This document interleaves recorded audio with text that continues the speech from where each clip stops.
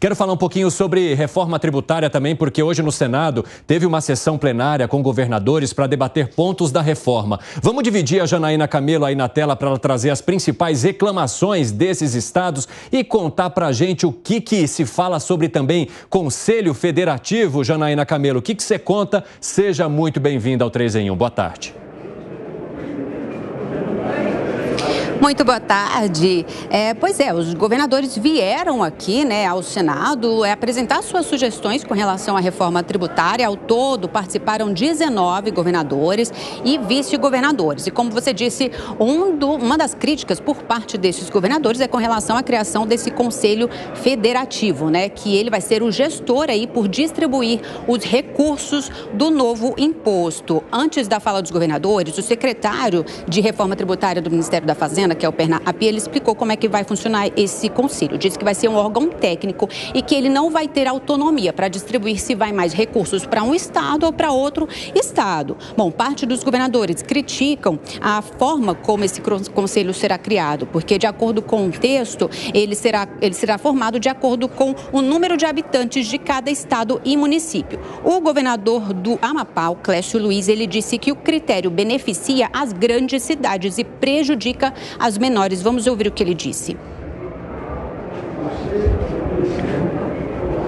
Eu acho que não temos a ideia do Conselho, filosoficamente falando, é muito importante. Mas se é um conselho da federação, os entes federados precisam se sentir representados e se sentir representados como unidade da federação. Porque se nós tivermos um conselho onde haja uma hegemonia de uma região sobre a outra, nós perdemos todos os princípios de cara da Federação Brasileira. Os governadores, eles também se posicionaram a respeito dos critérios para a distribuição do chamado Fundo de Desenvolvimento Regional. O Caixa ele vai ser abastecido com recursos da União e deve chegar a 40 bilhões de reais por ano a partir de 2033. A ideia, segundo o texto, é que essa distribuição de recursos seja de uma forma a diminuir a desigualdade regional. O governador de Alagoas, o Paulo Dantas, ele disse que os governadores querem aumentar o valor desse fundo e que seja estabelecido o critério de rateio proporcional ao inverso da renda per capita dos estados. Vamos ouvir aí o que ele explicou. Há um entendimento entre todos os governadores, nós alcançarmos o valor de 75 bilhões de reais. O critério de rateio e partilha, ele é fundamental para nós diminuirmos desigualdades sociais e nós alcançarmos as pessoas mais humildes, sobretudo no Norte e no Nordeste.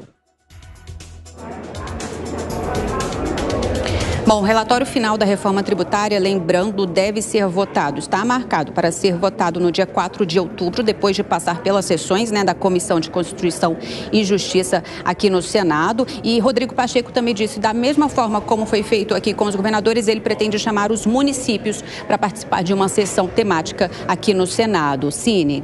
Muito obrigado pelas informações, viu, Janaína Camelo? A gente está falando, então, de uma discussão que já está envolvendo governadores e governadores que têm uma série de demandas e que, de alguma forma, também, a partir de algum momento, vai envolver os municípios, porque quando a gente fala de uma reforma tributária, a gente está falando de impacto para todos e principalmente em relação a esse Conselho Federativo. Agora, 5 horas da tarde, a gente está ao vivo aqui no 3 em 1, unidos em todas as plataformas, principalmente para as pessoas que chegam aí, que nos acompanham agora pela rádio. A configuração aqui do 3 em 1 está um pouquinho diferente do que você está acostumado, além dos nossos comentaristas Fábio Piperno, Alan Gani e Gustavo Segré. Temos também o nosso giro de reportagem e os nossos comentários em Brasília. Aliás, eu quero falar um pouquinho sobre reforma tributária, que é o assunto que está agora no momento numa conversa do Senado com os governadores para entender quais serão as demandas dele. Quero chamar rapidamente o Cláudio Dantas, que está em Brasília e que vai trazer mais informações para a gente neste momento. Ô Dantas, com tanta gente pedindo, que jeito que o Senado vai conduzir esse debate? O que você traz para a gente de apuração? Olha, é difícil. O Pacheco está prometendo uma série de encontros aí até novembro, quando se pretende aprovar a reforma tributária lá no Senado. Mas falou em dinheiro, é confusão na certa. E esta confusão que nós estamos vendo agora é já uma antecipação daquilo que vai acontecer no tal do Conselho Federativo. Conselho Federativo que precisará ser regulamentado por lei complementar, o que os governadores não querem que aconteça. Eles querem que isso já esteja no texto de agora, porque eles sabem que podem tomar uma rasteira. Essa conversa do Bernardo Api dizendo que será um conselho técnico e vai distribuir o dinheiro de forma técnica, ninguém se convence disso. Então, realmente, um problemaço para ser resolvido. O Pacheco terá muito trabalho pela frente, Evandro. Muito obrigado, viu, Cláudio Dantas? Bom trabalho para você aí em Brasília. A gente vai se falando ao longo aqui do 3 em 1. Vamos jogar um pouquinho aqui para o nosso debate, porque a gente tem pelo menos 16 governadores, tem depois avanço aí nos municípios, na conversa com os prefeitos, e aí são milhares e muitas frentes envolvendo e representando essas prefeituras em relação à reforma tributária, e muita gente com medo de tomar rasteira, Fábio Piperno. São muitos aspectos envolvidos. Hoje, por exemplo, alguns jornais, alguns veículos divulgaram um estudo feito pelo IPEA, dando conta de que, com a atual, seguindo o atual texto, 18 estados e o Distrito Federal ganhariam com a reforma tributária e os outros perderiam. Entre os perdedores, São Paulo, Mato Grosso do Sul e tal. É óbvio que eles não vão querer isso.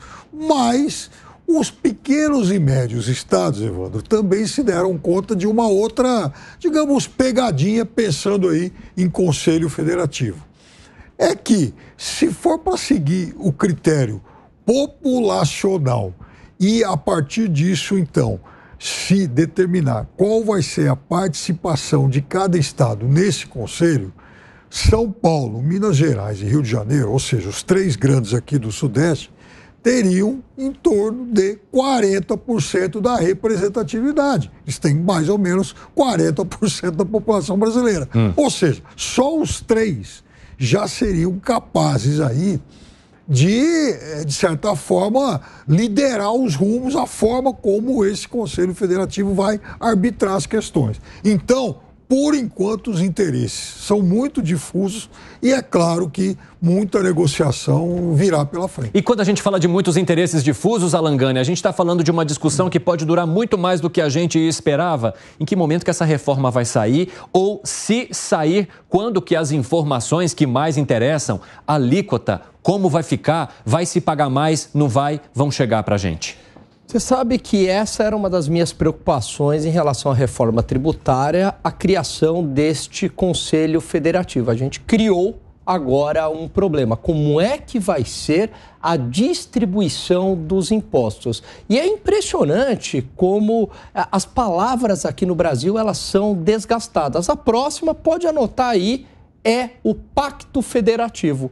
Nos Estados Unidos é uma federação de verdade, e numa federação de verdade, os estados têm autonomia, inclusive para legislar sobre questões mais complexas envolvendo aspectos morais, como o aborto, como drogas, como legalização de armas. E é claro que eles também têm autonomia financeira, fiscal, de arrecadação.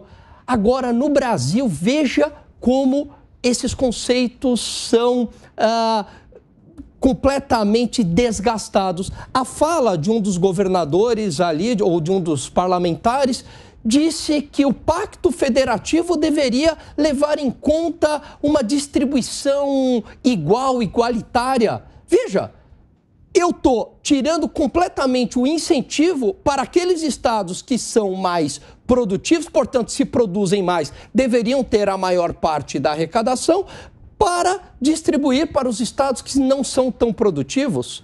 No limite, isso é socialismo. No limite, a gente já viu onde isso dá. Você tira todo o incentivo da produção daqueles que produzem, e eles falam, bom, para que eu vou produzir tanto se eu não vou ficar com a maior parte da riqueza? Eu vou ter que distribuir. E no final das contas, leva à pobreza geral, tanto daqueles que produziam mais, porque tirou incentivo para produzir, tanto daqueles que agora receberam a riqueza e não vão receber mais parte da riqueza. Essas questões também te intrigam, hein, Gustavo Segré? Não me intrigam, tenho clareza de que tudo o que está acontecendo. É muito simples. Os governadores não querem soltar o queijo de arrecadação Porque hoje eles têm autonomia para arrecadar e autonomia para gastar. Não precisam pedir autorização para ninguém em função do ICMS, Imposto à Circulação de Mercadorias e Serviços. Os prefeitos, pelo seu lugar, acontece a mesma coisa. Eles não precisam de autorização para arrecadar e não precisam de autorização para gastar, através do ISS, Imposto aos Serviços, sobre Serviços. E aí está a questão. A partir dessa nova reforma tributária, vão ter que bater a porta lá de Brasília para que alguém possa ter a piedade de mandar o dinheiro para ele. Tudo isso me lembra a forma de quando eu expliquei praticamente ao meu filho como funcionava o socialismo, tomando a deixa de Alan Gani. Eu pedi para ele arrumar o quarto e ofereci R$100 para ele fazer isso. Quando ele arrumou o quarto, eu entreguei 50. E falei, e os outros 50? Eu entreguei para a tua irmã. Mas a minha irmã não trabalhou. Pois é, assim funciona o socialismo. A gente tira de quem produz para dar àquele que não produz. Qual é a motivação de gerar riqueza, de gerar emprego, de gerar atividade econômica, se essa arrecadação será dependida de uma pessoa que não participou disso em Brasília e que disse, eu vou dar parte desse dinheiro para você que não produziu e vou tirar daquele que produziu. É assim que está fomentando essa reforma tributária. Não vai resultar. Você acha que funciona dessa forma, hein, Fábio Piperno? Se tira de um para se entregar para outro? Bom, são duas coisas diferentes. Só tirar de um lado e entregar do outro é óbvio que é uma fórmula que não dá certo. Agora, veja, a gente não está dizendo para um Estado que ele vai se desmotivar em produzir. Porque não é o Estado que produz. As empresas são, sabe, os entes econômicos que estão, né, naquela área, enfim, delimitada. E em relação a essas empresas, a esses agentes econômicos, o impacto da reforma tributária é diferente. Por exemplo, aqui em São Paulo, então a gente pode estar aqui hoje discutindo se São Paulo vai ceder mais ou não, só que em compensação a base industrial de São Paulo, ao que tudo indica, vai passar a pagar menos. Então, aí ela vai se ver motivada a produzir. Mas quer ver um problema na prática? Vamos imaginar aqui São Paulo, né? Então, os empresários produzindo e aí isso, uma parte é revertido em impostos, ok? E esses impostos, por exemplo, para a segurança pública. E, de repente, você tem uma menor verba para a segurança pública porque está sendo destinado para outros estados não tão produtivos. É claro que vai ocorrer uma pressão por parte de empresários, da classe média, da população como um todo. Peraí, a gente está pagando uma boa parte, a gente produz e a gente quer que esses impostos sejam revertidos em benefício para a gente aqui. E a polícia estadual, ela é dos governadores. Está havendo pressão ao contrário. Não, pode. Então, só que sem verba aqui, como é que é isso? Como é que eu vou ter uma polícia eficiente? Nós estamos Esse que é o ponto, nós estamos tratando de suspeitas. Da mesma forma que há a hipótese de que os grandes estados percam, no começo, eu acabei de falar que já há uma mobilização dos pequenos estados que perceberam que há uma espécie de pegadinha, ou seja, os grandes estados atuando em bloco, eles podem sim ter maioria nesse conselho. Gustavo Segre, que você discordou de parte da fala do Piperno.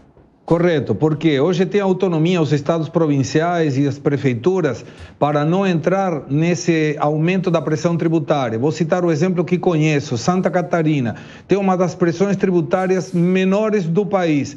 Eles têm benefícios fiscais para quem produz, inclusive para quem importa também, porque gera emprego. E aí você vê que essa autonomia vai ser perdida. Ele não vai poder fazer isso. E tem muitas prefeituras em diversos lugares do país que também estão reduzindo o ISS para trazer a esse município investimentos e geração de emprego. Essa autonomia também será perdida. E ninguém quer perder a possibilidade de reduzir a carga tributária para que nesse estado ou essa cidade possa ter mais emprego, mais atividade econômica e uma melhora da justiça social, que tanto pregona o Estado Nacional, mas que aumentando a carga tributária vai gerar que aquele que tem vai buscar outro lugar e aquele que não tem vai continuar tendo nada.